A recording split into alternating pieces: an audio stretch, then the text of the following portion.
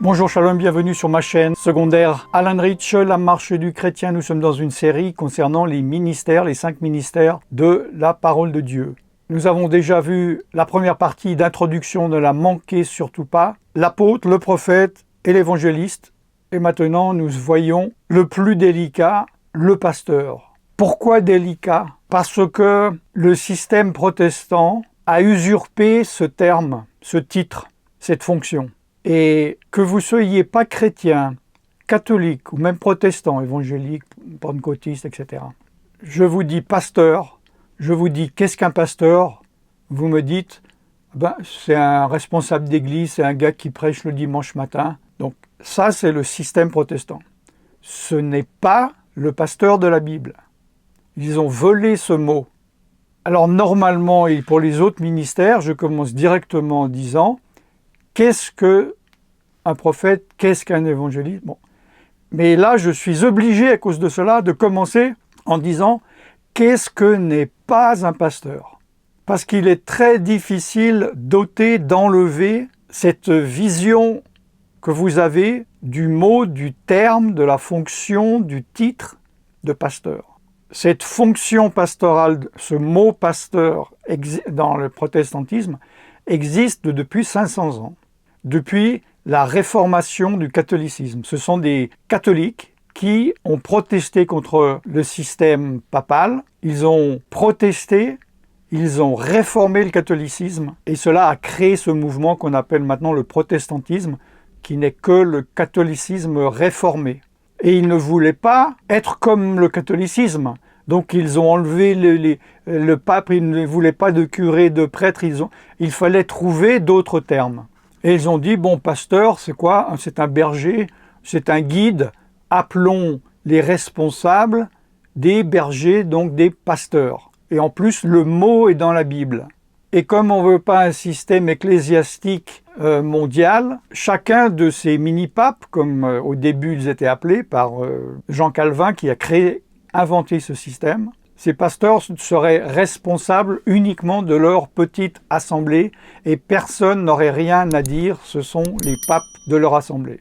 Et donc, être pasteur dans le système protestant, c'est administrer, gérer une assemblée, c'est tout faire. C'est un titre, une fonction que n'importe qui peut faire. C'est terrible, mais vous n'avez même pas besoin d'être chrétien. Vous êtes mécanicien, vous êtes charcutier, vous voulez changer, vous êtes quelqu'un de moral, bon, vous allez faire une école de 2-3 ans, une école biblique, même pas théologique, et ensuite vous allez être aide-pasteur pendant 2 ans, et ensuite on va vous donner un salaire et votre église. Il fait la relation d'aide, il fait les visites, il l'organise, est responsable des activités, prend toutes les décisions. Il a évidemment les anciens qui sont, je ne sais pas si je dois dire souvent, des figurants. Il est le seul éventuellement qui prie pour les malades quand il prie pour les malades. C'est lui qui choisit personnellement d'être ou pas être. Et je ne suis pas en train de parler de cela. Je vais donner après témoignage pour illustrer cela. Alors, qu'est-ce que c'est selon la parole de Dieu? Donc, c'est un ministère. C'est en effet un berger. Que fait un berger? Il s'occupe d'un troupeau. Alors oui, Yeshua, Jésus, est le grand pasteur de l'Église avec un grand E, le corps de Christ universel des pierres vivantes. Et le pasteur est un guide, est un berger local. Dans la Bible, dans ce ministère, le pasteur n'est pas responsable d'une assemblée. Dans la Bible, ce ministère, un pasteur n'est pas responsable d'une assemblée. Il ne fait même pas partie des 3 piliers de base. Comme je l'ai dit dans 1 Corinthiens 12, il y a 3 piliers, 3 fondations sur l'église locale, l'assemblée locale. D'abord, premièrement, l'apôtre, secondement, on en a parlé, secondement, le prophète, troisièmement, l'enseignant, que nous allons parler dans la prochaine et dernière vidéo. Le pasteur et l'évangéliste ne sont même pas les piliers de l'assemblée locale.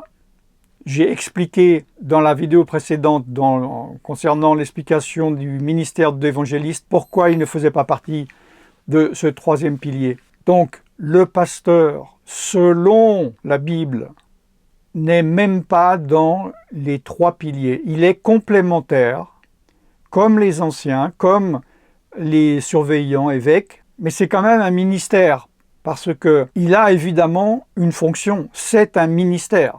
Alors à partir de maintenant, dans la vidéo, je vais utiliser le mot berger au lieu de pasteur, parce que je sais qu'il y a une confusion qui est aussi spirituelle, parce que le diable, il est là pour créer le trouble.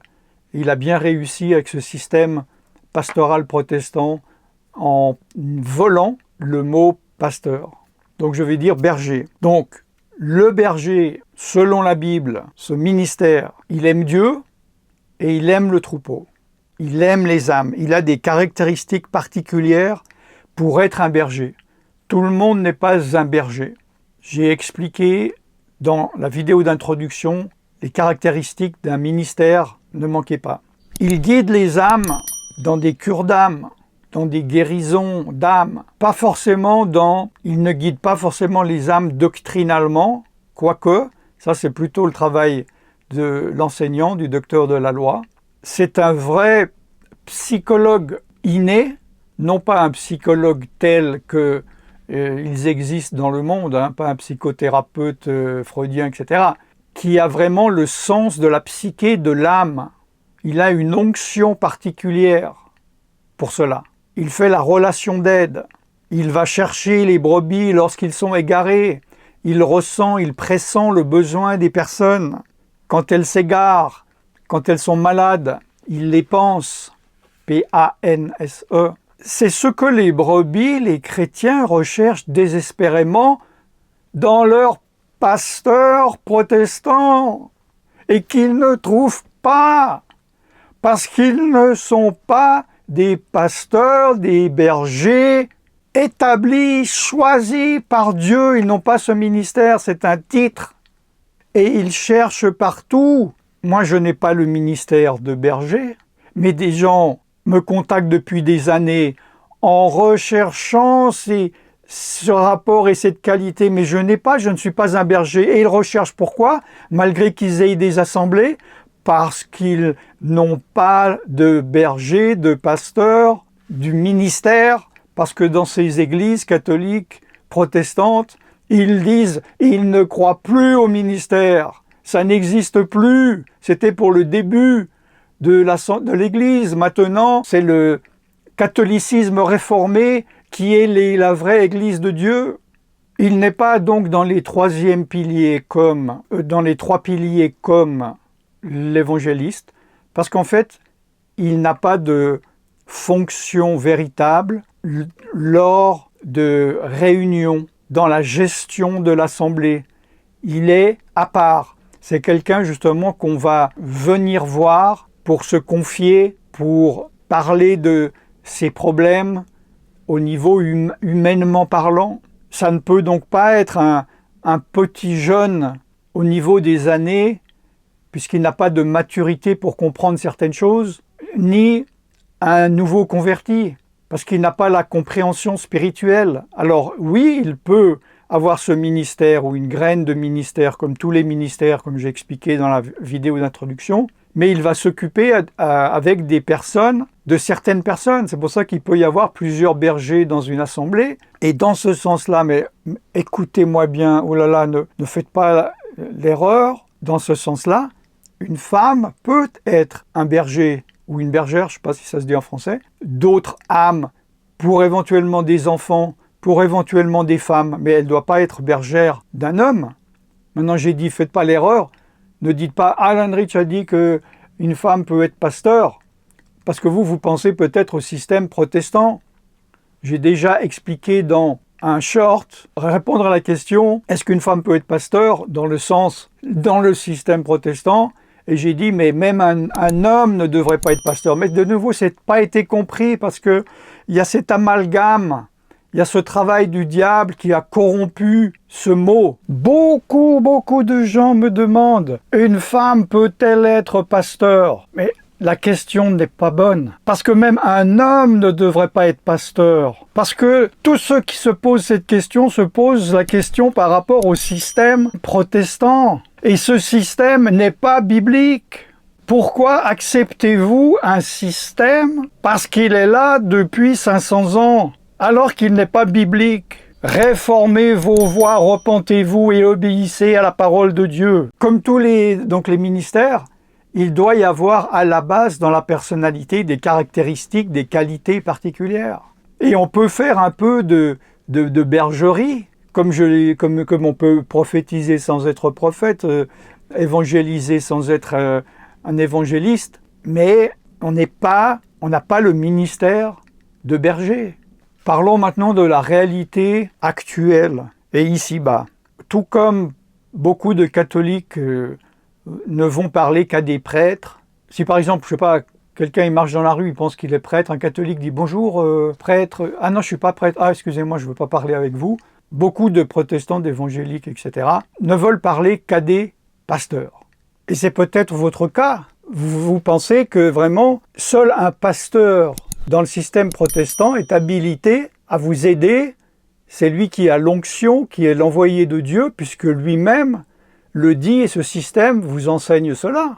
Je me suis battu avec ce problème pendant des années, quand j'avais les lignes d'aide internationales sur les 5 continents, etc. Et je disais que j'avais le ministère à l'époque d'évangéliste, établi par Dieu. On ne choisit pas son ministère. Et on me disait « Bonjour, bonjour pasteur ». Je n'aimais pas qu'on m'appelle ça parce que je connais le problème que je viens de vous expliquer. Je ne veux pas qu'on me prenne pour un responsable d'église protestante. Et aussi, je n'ai pas le ministère de berger, de pasteur, mais ça, il l'ignorait. Et je disais sans cesse « Oui, je ne suis pas pasteur ». Et on me disait « Ah, excusez-moi, au revoir monsieur ». Je dis « Non, mais je suis un serviteur de Dieu. Non, je veux parler à un pasteur. » Vous comprenez le problème. Et donc, c'était le genre « Oui, m'appelez pas pasteur. Oui, d'accord, pasteur, merci, pasteur. Non, mais je ne suis pas pasteur, d'accord, pasteur. » Bon, au bout d'un moment, on laisse couler. Parce que l'important, ce n'est pas d'être légaliste au point de dire « je ne vais pas t'écouter », mais il faut s'adapter à la connaissance ou à l'ignorance de la personne en face de soi, pour son bien. Simplement, il faut être clair avec soi-même, mais surtout avec Dieu, et ne pas usurper une fonction ou un titre que l'on n'a pas, que l'on n'est pas.